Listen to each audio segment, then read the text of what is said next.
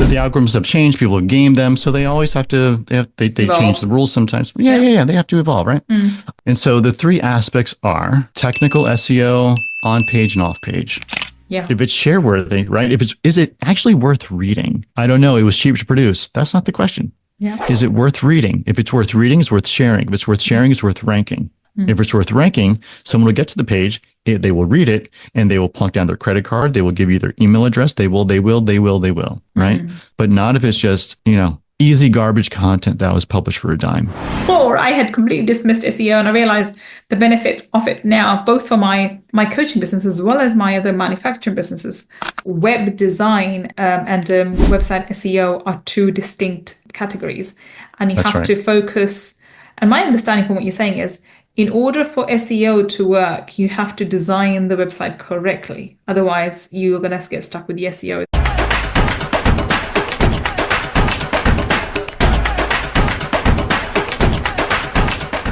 Welcome. This is Gull, your money mindset expert. And once again, we have the amazing Nick Musica. Welcome, Nick. Thank you, Gull. How are you? I'm good, thank you. I'm excited to speak to you. Nick, everyone's heard your intro. They know how fabulous you are, but please, in your own words, tell everybody what it is that you do. Yeah, I run a search marketing agency in San Diego focusing on SEO and web design, WordPress web design specifically. Wonderful. And today's topic is 3 aspects of SEO. So talk us through this, Nick. What are the 3 aspects? Yeah, so SEO has been around for since 1999, give or take. And I would argue largely the same 3 aspects are true today as they were then. They just get expressed differently. Okay. Right. The algorithms have changed. People have gamed them, so they always have to. They change the rules sometimes. Yeah. They have to evolve, right? And so the 3 aspects are technical SEO, on page and off page. Okay. So to define those 3 items, so technical is ask the question: can Google crawl and index your website? Is it accessible to Google? Yes or no? Or efficiency or lack of efficiency, right? That's what technical is all about. Okay. If Google can crawl and index your website, then the question is, well, what do you have to rank? And now we're getting into copy, content of other types, be it videos, PDFs, white papers, whatever it is. And you're essentially answering the question of who are you and how do you express yourself? Okay. Okay, because the language that you use on your website may or may not be the language people use on their web when they search. Okay. So you have to be close enough to rank. So if you give the final one too, then we'll go back and unpack each one individually. That's right. Yeah, and then the last one is off page, which is essentially links. Yeah, backlinks. So who's backlinks? Who is linking from their website to you, and what are they saying about you? Okay. So let's start unpacking from the beginning. So the first one. Yeah, the technical SEO. So this is most important. Whether you have a small website or a large website is definitely more important for large websites because you can compound issues. However, if you have a severe issue on a small website, you're out of the game. So we always want to start with technical SEO to make sure that your site is available to be crawled, they're indexed, and therefore ranked. Right. How do you, I mean, I'm a complete novice when it comes to technology. So how would I know that my website is technically, correct? Yeah, I mean, chances are you wouldn't.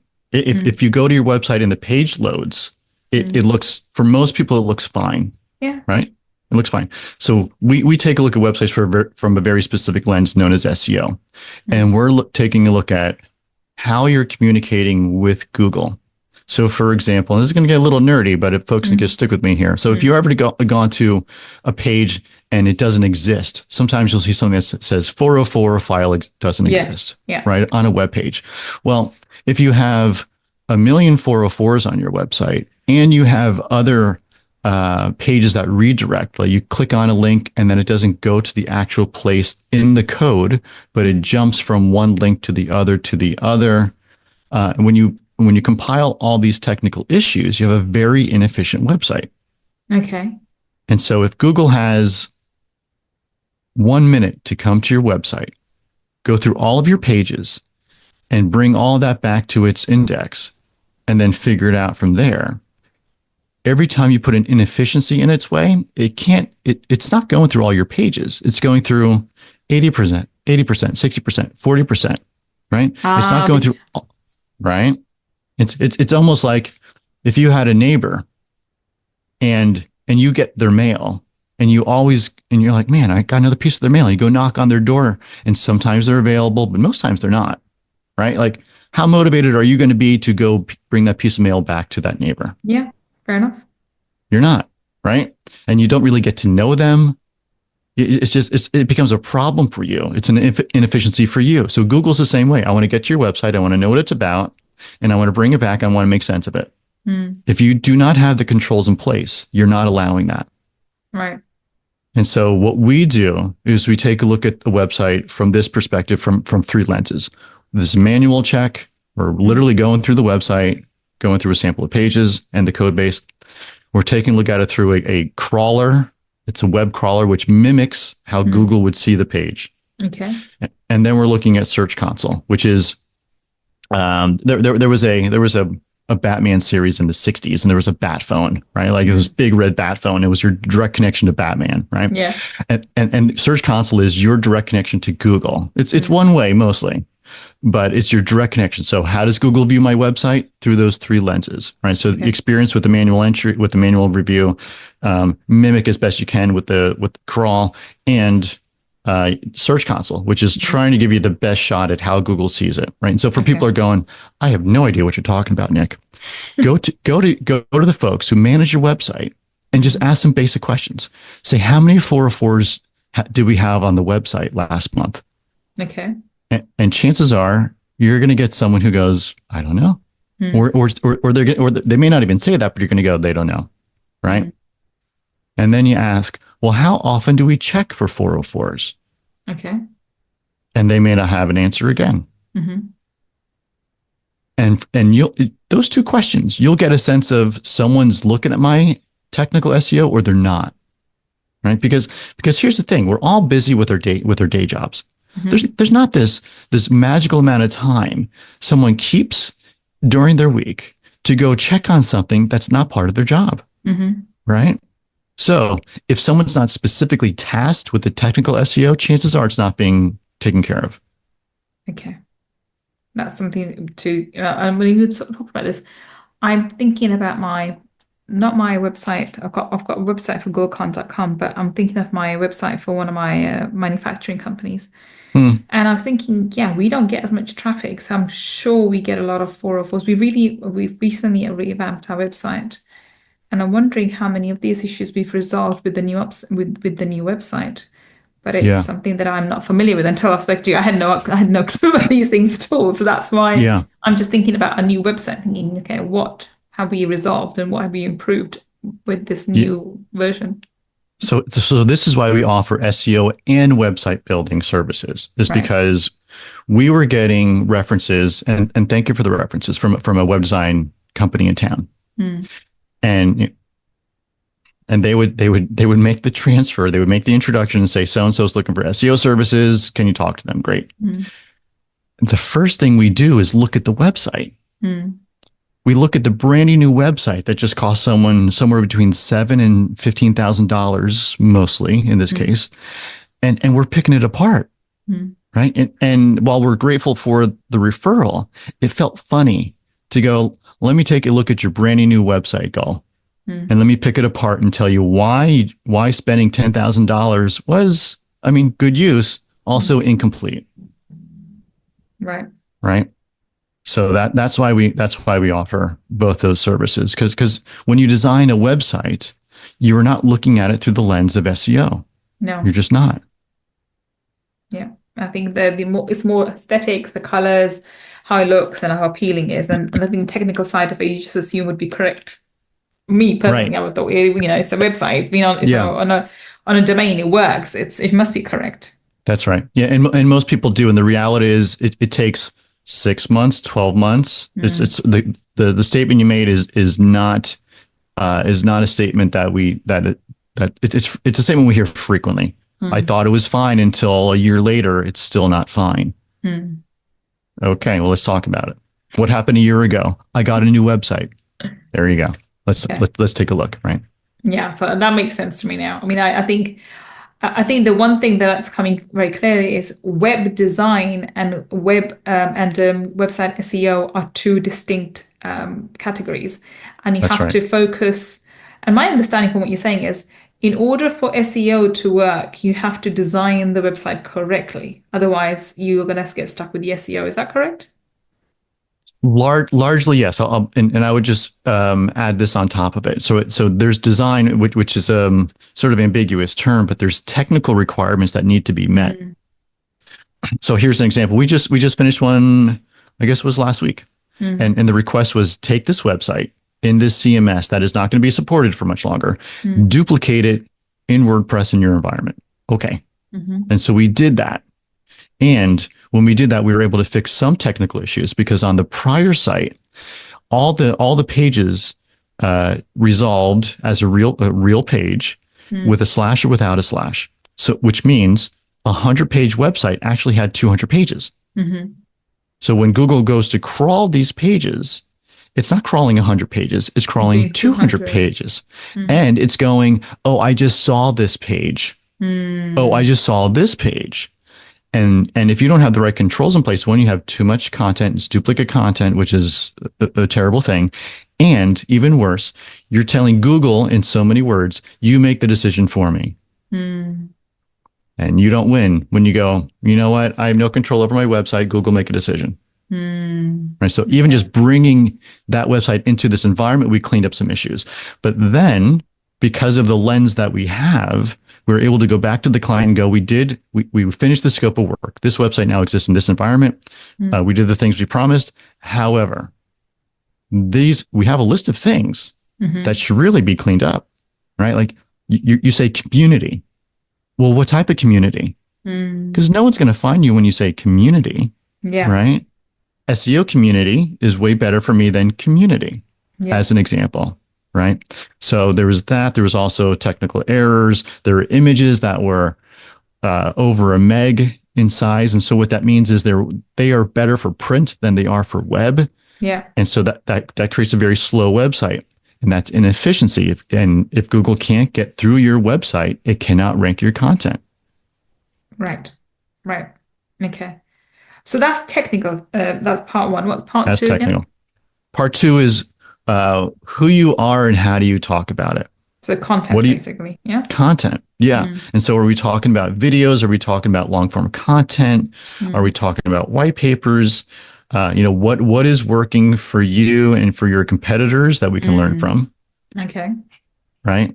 Because sometimes long form content's great, but here's Mm. the problem: is what was it two-ish years ago at this point? AI content got to be the new cool kid, Yeah. and so Is it everyone. still the new code? Because I think there's a lot of things come out that if you generate content through AI, it can now be picked up by Google, and That's it's right. not appreciated as frowned upon. That's right. That's right. Yeah, and so it was. They had mixed messaging around it. Yeah. However, in their Google guidelines, they always stated auto-generated content with the intention to manipulate the search engines is a no-no. Mm. And you could be held accountable for that, aka lose your rankings, right? And so people didn't care. Mm. People didn't care. And never have I talked to someone when they said our goal is to spend a dime on content. They go, I'm talking to you, Nick, because I want a result. Mm. Okay. And then folks flip the script and they go, but cheap content. Well, now you're talking about cheap. You're not talking about the result, Mm. right? Very different. Mm. However, a lot of people do it. And so the folks who are building one page are now building 10 pages a month. The folks who are doing hundreds are doing thousands, tens of thousands. Yeah. And Google's index gets flooded, Yep. right? And so how many pages of the best X, Y, and Z does Google need when those pages are pretty much 90% the same? Yeah. Not a lot. So Google has started to not index a lot of content Mm-hmm. on the web. Why is my content getting indexed? Because it sounds like the other garbage content. Also, it's probably garbage content, right? So what is working today from that perspective? And how do we produce actually good content that is worth sharing? Mm-hmm. So one of the metrics we use is this share worthy?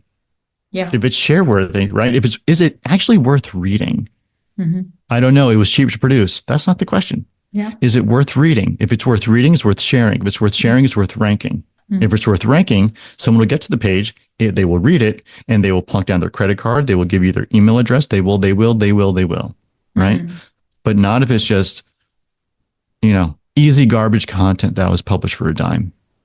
So how are things working with that? Because all I hear, and I didn't jump on the bandwagon of AI, to be honest. I kept Yeah. I kept a distance because I was just trying to see how does it open up, how does it pan up, how will it become beneficial? Because I didn't understand the benefits so much. I could see the ease, and I just thought if everyone does this, exactly for the reason you said, if everyone's doing this, then what differentiates you from everybody else? And the Yeah, content nothing. becomes the same. That's right. One of the biggest things that when I talk about my own work, I'm a money mindset coach. I started when there was no money mindset person. The concept didn't exist. Now, literally around the corner, every corner, there's a money mindset coach. The thing that doesn't worry me is because my content and the things I talk about come from within me, my experience, my ability That's to look right. at things. So it makes it unique. You either resonate with me or you don't. It doesn't really matter. But Perfect. they're very unique to me, and the stories and the shit. And I use a lot more personal scenarios. So I know my content is unique to me. Someone can copy me, they're welcome to, whatever, but still I'm me. And therefore I don't get scared about people copying. But if I was using Google or AI content on my website, then my concern will be who else is this being copied from? Who That's else is right. it being done from? That's right. Yeah. So it hasn't worked out for a lot of people. Mm. Your perspective is a very, very healthy one. I wish more people would take it. Mm. Really. And so the conversation that if this was a discovery call, the conversation that we would start to have is, well, are you using the content? Sounds awesome. It sounds read worthy. It sounds share worthy. It sounds like all the things that we want it to be. And then is it SEO optimized? Are we using the right keywords for your audience? And so here's the difference. I worked at Esurance, which was a big car insurance company in the States here. It got bought by Allstate. And I was working with a writer, a fantastic writer. It was fantastic. And I called John over one day and I said, John, let's take a look at your copy. And John walks over and he's like, what's this guy going to tell me? Like he's critique. I'm the writer and I know I'm a good writer. And what is this guy, me, going to tell him? So let's go through your page. It's an awesome page. It reads well. It's structured well, all the things.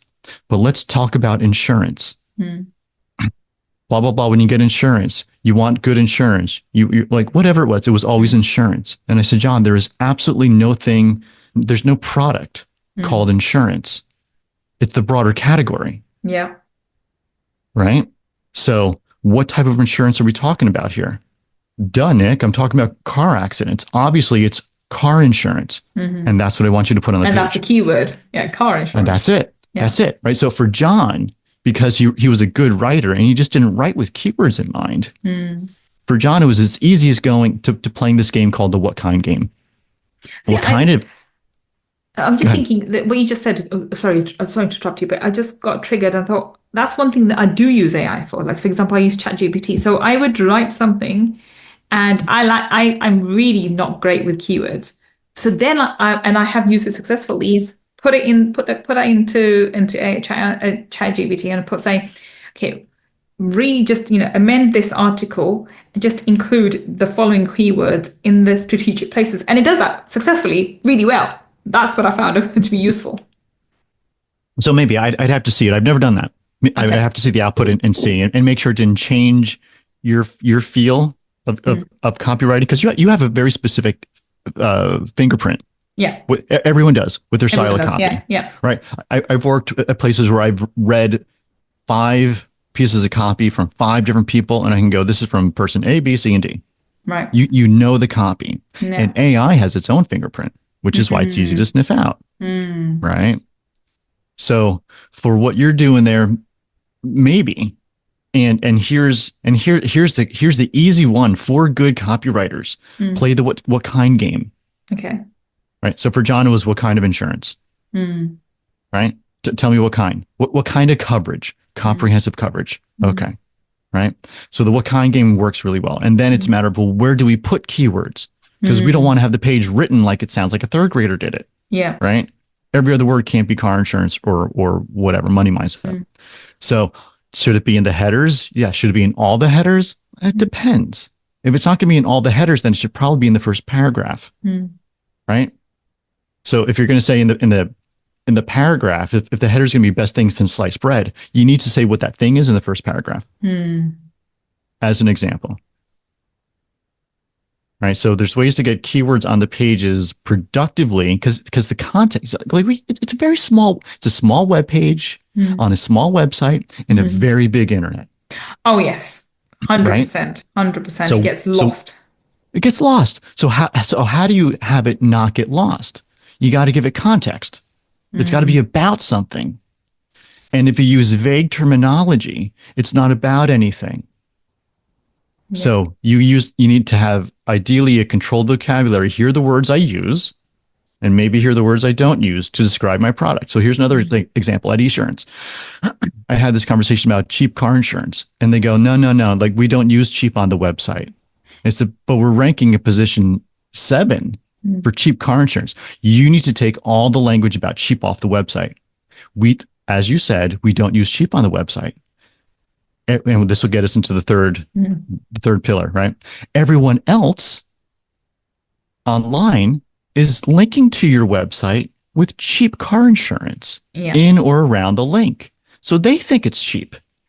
Well, we can't do that. You got to reach out. I can't reach out to those people. One, I can't find them. 2, they're never going to do what I say. 3, it's a benefit. People are looking for cheap car insurance. Exactly. Right? That's what they want. And so our opportunity here is if we don't want to sell cheap car insurance, then how does this land for you? Cheap car insurance isn't the best car insurance. Oh, that sounds great. So let's write an article about that. We'd leverage our current rankings, how people talk about us. We have a chance to educate them. And we have a honking button that says, get a free quote here. Yeah. Right. And they're like, oh, we love that. And so we went from position 7 to position, 3 or 4. And we had a chance to now convert on this thing that we were about to scrap. Right. Perfect. So why would you do that? Yeah. It's an educational opportunity. So, and a business opportunity. So let's do that. Yeah. It's cool. I mean, I'm thinking about it now, and I think it's so important to sort of think along those lines. It didn't occur to me that the voice would change just because I've entered the keywords, but I'm sure it did because it became more professional. Whereas I'm more quirky and very, off the cuff, and I talk, in my tone. Whereas when it's been done by AI, even if it's done even mildly changed, you're absolutely right. It sounds more professional, but probably less like me. And it's not the kind of conversation I want to be having, dialogue I want to be having on paper with someone, which sounds like a robot. I'm very much a quirky person, and I like being quirky. I like being weird. I use a decent vocabulary, but I'm still not going to use the kind of terminology that maybe comes out through, when it's done with, through AI. And it never occurred to me that was the case. I thought I was doing everything correctly. I'm writing this out myself and then just adding the keywords in. And you got me thinking that, and I realized maybe that's one of the issues why my personal website, by the way, isn't ranking as well as it should. So it's interesting to note. Okay, so that's number 2. And then let's finally talk about number 3, which is backlinks. Backlinks. Yeah. So number 2 is what you say and how you say it about yourself. And number 3 is what do other people say and how do they say it about you? And are they linking? So there's mentions and there's links. Mentions is someone with your name on their website. So that's a mention. And links are when there's something about your website, be it the brand or a product you sell, and they're actually linking to your homepage or a specific product page. Right. Yeah. And so it's what we want to do is have good copy on our website and then get good links. Because if we have awful crap copy and awful crap products on our pages, on our website, why would it ever be possible to get anyone to link to our web pages? Unless they were going to say, don't buy from these people. Yeah. Right. They're garbage. So we want to start with a good product, good services, and then we can get good links. What we don't want to do is, and I get these emails too, Nick, your website stinks. You need links. Click here for 1,000 links. They're going to be terrible and they're going to tank your website in 3 to 6 months, but they're cheap, right? The outreach doesn't sound that way, but that's how I read it, right? So let's get a few good links. I mean, we just got a great link from a nonprofit, this wonderful nonprofit here in the States. Awesome organization for one of our clients. And they didn't, and my client initially said, I don't want that. And whoa, hold on. Let's talk about this because she wasn't familiar with the organization. I'm like, this is a national organization. Here is what they do. Here's who they work with. You can see how this maps to your business. Oh, thank you. Okay, let's go with it. Right. So you don't need a lot sometimes, but there is some amount of, like, when you show up to the game, you better have a full team. Right. Because if you show up to the game and you need 5 players on the field and you only have 3, you're going to get your butt kicked. Yeah, 100%, especially with the competition that's levied outside at the moment. And Yeah. I think you're in competition not with just your, US or UK, it's just international as well. There are all sorts of companies all over the world, Croatia, Russia, whatever, competing for businesses within right. the US, UK, Europe, and so forth. And so you have to be acutely aware of the kind of competition that you're facing, That's not right. just from AI, but from other competitors who would have the That's right. capacity, especially in countries like India and China, where they have the manpower to create cheap content through humans rather than actually through AI, because the labor is so cheap. Yes. And I Yeah. think and being mindful of that's possible and that's happening right now. And we have to, literally wake up and, smell the coffee that this is reality for where we are. Yeah. Yeah. And that reality is super important for anyone who's stepping into any marketing tactic. Right. Because here's what I heard from folks. And in my conversations, always SEO, but this also applies to email, paid search, Yeah. whatever. Pick the tactic, any tactic is, oh, SEO didn't work for me. Well, tell me what you did. Oh, there's a reason why it didn't work for you. Okay. Well, we already spent a lot of money and it didn't work out. Well, here's what happens when you do the right things repeatedly, consistently, you tend to get a good result. If you're going to try to shortcut, if you're going to try to go around, if you're going to try to, pretend you're the unicorn of the day and get results tomorrow, most people, it doesn't work out that way. Yeah. Here's a question. The impression that I've always had is, if you want to get great SEO, it's really, really expensive, and it's something is constantly changing. The dynamics always changing because the algorithms change all the time. They Yeah. evolve, Yeah. and therefore you have to constantly work on it. So a lot of the time, why bother? Just do the ads instead. It's easier to do the ads than to work on the SEO because the SEO is very expensive and it takes a long time. It's a slow burn. What's Yeah. your response to that? Yeah. I would say for specific websites, types of websites, e-commerce, services, SEO is well worth the time and energy. Okay. Small publishers, even Forbes right now is getting kicked in the pants a little bit because they've been pay to play for years, and Google's finally catching up to them. But small publishers are having a hard time, and affiliates are having a hard time.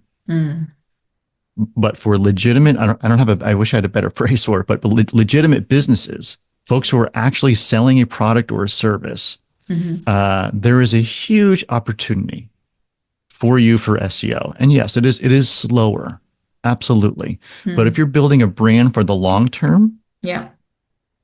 and you have the patience and the budget, and you have more than one SKU, as an example, you have a lot to gain in this space because the algorithm will change.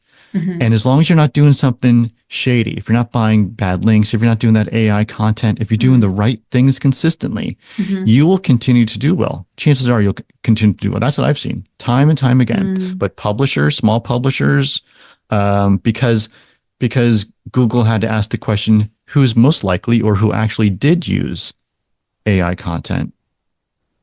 Is it going to be a legitimate business, or is it going to be the guy in his basement who can produce now 100 pieces of content, game the system, put ads on the pages, and make a buck? It's the latter. Yeah. Right. So for legitimate businesses, SEO can be a very, very profitable channel. Wonderful. On that note, we're going to wrap up. Talk to us, Nick. Where can we find you on the internet, and how do we connect with you? Yeah, you can find me at opticsin.com. You can request a discovery call there. I'm also on LinkedIn, Nick Musica. You can find me there, or one or both places will work for me. Wonderful. So if you're listening to us on the podcast, the links and links just mentioned would be on the show notes. And if you're watching on YouTube, then down below in the description section, we'll have the links for him to go check him out and see how he can help you with rebranding and building a better SEO for your website. Well, thank you so much for joining us today, Nick. I've learned a lot more. I had completely dismissed SEO, and I realized the benefits of it now, both for my coaching business as well as my other manufacturing businesses. And so yeah, thank you so much for enlightening me. I've learned a lot today. Thank you so much for being such an amazing guest. Yeah, thanks, Gull. And thank you for listening to me and Nick today. I will be back with another amazing guest, finding out how you and I can build a better business. Until the next time we meet, this is Gull signing off. Take care and bye for now.